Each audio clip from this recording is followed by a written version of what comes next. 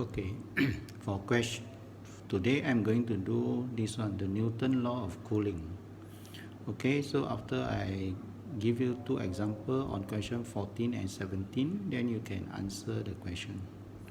Okay, so look at number 14. Under certain condition, the rate of cooling means d theta. If theta is a temperature, d theta or dt is negative. Okay, rate. So the rate of cooling of a liquid is proportional to the difference between its temperature theta and its surrounding temperature theta naught, and then its temperature is greater than the surrounding temperature. In a room temperature of 30 degrees Celsius, the liquid needs 8 minutes to cool from 100 to 70. Find the further time taken for the liquid to reach a temperature of 31 degrees Celsius. Find also the temperature of the liquid after it has been in the room for 10 minutes. Okay, so we look at this. Okay, here. This is the liquid. This is the temperature of the liquid. The surrounding temperature is theta naught. Okay, this is the surrounding temperature. Okay, the room temperature. This is the temperature of the liquid. And then d theta over dt. That means the heat added.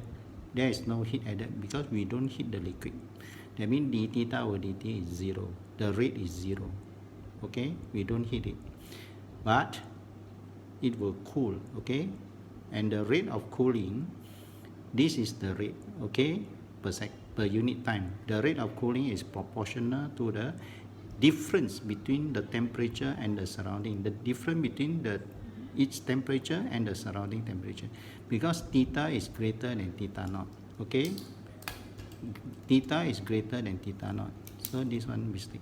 This is theta greater than theta naught. Okay, that means the liquid, the temperature is higher than the surrounding temperature. So this is the differential equation. Okay, theta is the temperature of the liquid, and then you are given the surrounding temperature. Okay, in a room temperature of 30 degrees Celsius. That means the room temperature, surrounding temperature.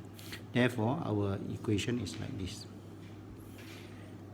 d theta over dt will be, this is 0, okay, because we don't add in the heat, we just leave it cool down. So minus k theta minus theta naught, and then we know the theta naught is 30 degrees, so we substitute inside, and therefore we have this. And then you are told, okay, in a room temperature of 30 degrees Celsius, that is our theta naught, the liquid needs 8 minutes to cool from 100 to 70. That means initially the temperature is 100, the temperature theta is 100, and then it will cool down, and then the time is minute. Okay, so it needs 8 minutes, so this one 8 minutes, it will cool down to 70. So this is the curve. Therefore here, this one is for us to find the C afterward, and this one is for us to find the K, this K. Okay, so that's why they have to give you all this. Okay, so we integrate. So when you integrate, this is separable. You bring the theta minus 30 over here. This one I bring over. Then when you integrate, you have ln. This is the general solution you get. This is the general solution. Okay, then after that, we just substitute the initial condition, this one, to find the C.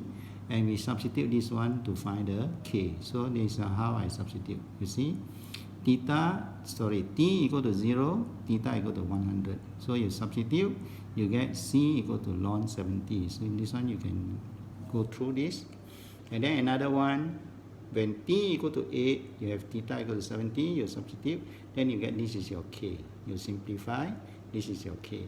That means after you get the C and when you get the K, then you get the particular solution.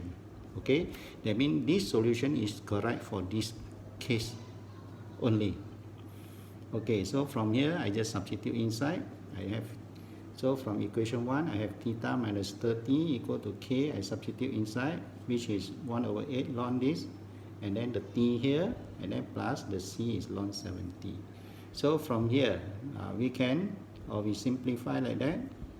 You can simplify if you want. You bring the ln together, you have this. Okay, so you have this one. This one, the ln you bring over is exponential, then you have this. Okay, so this is the equation of the curve, the exponential curve. And then you can see that when t is infinity, that means you see after a very long time, the temperature will come to the room temperature. That means it will cool until 30. It cannot go below. That's why the curve is like this.